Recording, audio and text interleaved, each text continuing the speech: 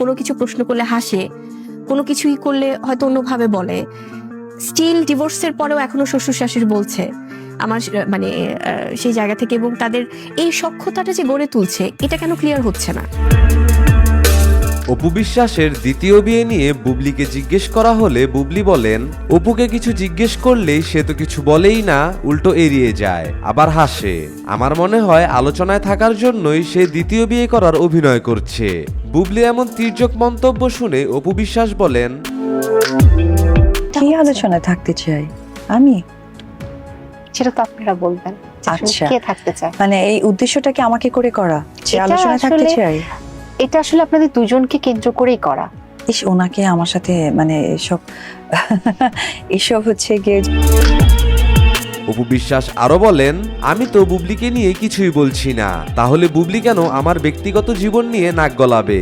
আসলে কিছু মানুষের স্বভাবটাই এমন, গায়ে পড়ে এসে মানুষের ব্যক্তিগত জীবন নিয়ে ঘাটাঘাটি করা।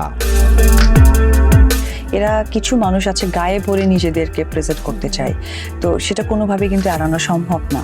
এবং দেখবেন যে কিছু মানুষ তৈরিই হয়, আল্লাহ তাআলা এইভাবে পাঠিয়েই দেয় যে এরা গায়ে পড়বে এবং মানুষের বিব্রতকর অবস্থা তৈরি করবে। এরপর সাংবাদিকরা অপুকে সরাসরি প্রশ্ন করেন, তাহলে কি আপনি আপনার দ্বিতীয় স্বামীর বিষয়টি স্বীকার করে নিচ্ছেন? শাকিব খানের সাথে বিচ্ছেদের পর আপনি কি এখন দ্বিতীয় স্বামীর সাথেই আছেন? সাংবাদিকদের এমন সোজাসাপটা প্রশ্নের উত্তরে অপু বিশ্বাস বলেন, এই বিষয়টা নিয়ে যেহেতু আমি পজিটিভ হইতে দেখি, সুতরাং যারা নেগেটিভ দেখে সেই জ্ঞান বা সেই ধারণাটা আমার বলার কারোর জন্য দুটো লাইন নেই। এটুকুই আমি বলবো যে পৃথিবীতে আল্লাহ তাআলা প্রত্যেকটা জিনিসই প্রেজেন্টেশন রেখেছে, ভালো এবং মন্দের। কিন্তু আমার স্পেসিফিক যদি বলে, যেহেতু আমার সাইড থেকে আমি সবসময় তার পজিটিভ সাপোর্টটা পেয়েছি, সো এটাই আমার কাছে বড় বক্তব্য।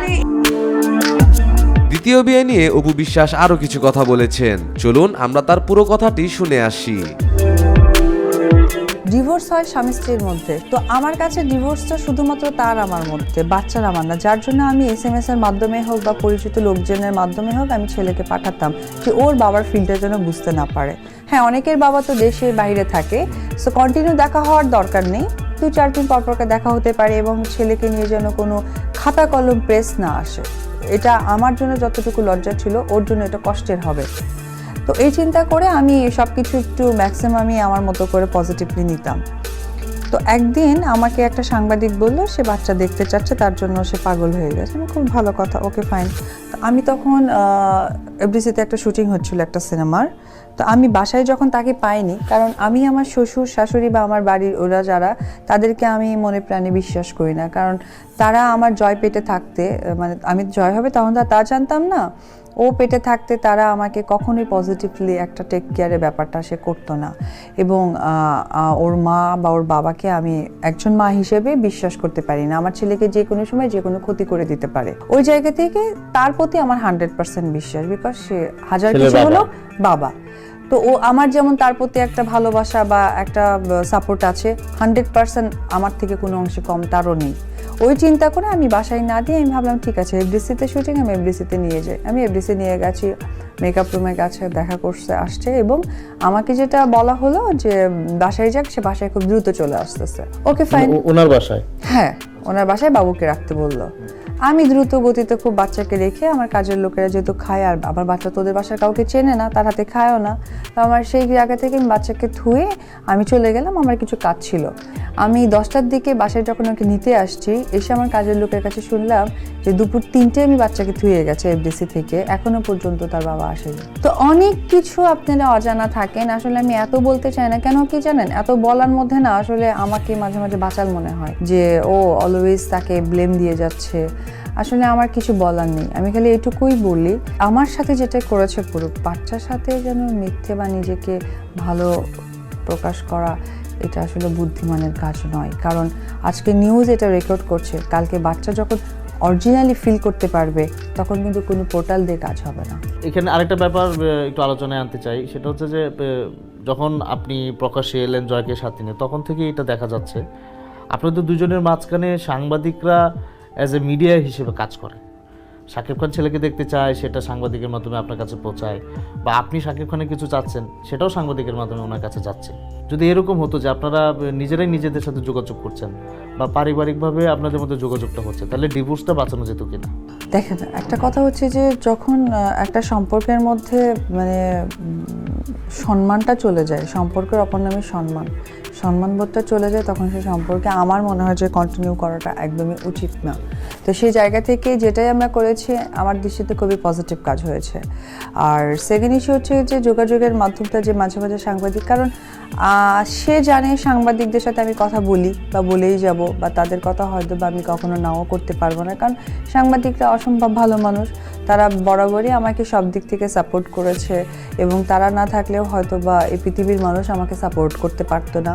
তো এই জায়গা থেকে হয়তো তাদেরকে ওই দুর্বলতা দেওয়া হয়েছে, মানে দুজনের জায়গা থেকে। হ্যাঁ, কিন্তু দেখেন সবচেয়ে বড় কথা কি, সাংবাদিক, বাবা মা, পরিবার, আমি কাউকেই মানি না। একটা মানুষ যদি নিজের জায়গায় তার প্রিন্সিপালটা ঠিক রাখে, সেখানে কোনো কিছুই আসে না। আই থিঙ্ক তার বড় একটা প্রিন্সিপাল থাকতে পারতো যে আমার ছেলে, আমি এত বড় গলায় বলি, তার সম্মানটা রাখতে হলে আমাকে কতটুকু সম্মানিত হতে হতো। That's it.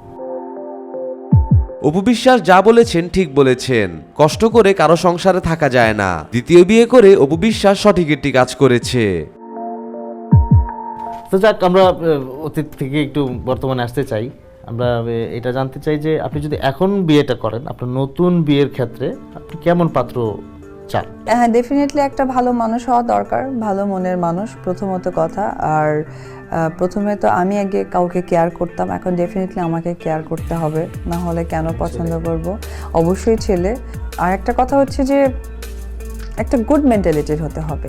ওভারঅল গুড মেন্টালিটির হলে ঠিক আছে, অ্যাটলিস্ট বাকি জীবনটা হ্যাপি অনেক সময় থাকতে দেখা যায় পারবো। যে একটা ছেলে যদি থাকে বা একটা মেয়ে যদি থাকে, এখানে একটা কম্প্রোমাইজের মানসিকতা থাকতে হয়। আমরা ঝামেলা না, ওটার মধ্যে আমি যাব না। কেন যাব না? কম্প্রোমাইজ এতে হলে হবে, না হলে না হবে। আজকে আপনার বিয়েটা যদি আপনার ছেলের জন্য পজিটিভ কিছু না হয়, আবার আরেকটা কোনো সমস্যা, আমি আমার ছেলের জন্য যখন আমার গুড ক্যারিয়ার গুলো ছাড়তে পারি, আমার ছেলের জন্য বিয়ে কেন, পৃথিবীর সবকিছুই ছাড়তে পারি। আপনি এটা অসংখ্যবার বলেছেন যে হ্যাঁ, আমার ছেলে আমার পৃথিবী, তো সেই জন্য প্রশ্নটা তো আমার ছেলের জন্যই আমার কিন্তু এই চিন্তাটা করা। কারণ আজকে অনেস্টলি স্পিকিং, আমার ছেলে আইএসডিতে পড়াশোনা করে, আমার ছেলে একটা ভালো সোসাইটিতে বড় হয়ে আসছে।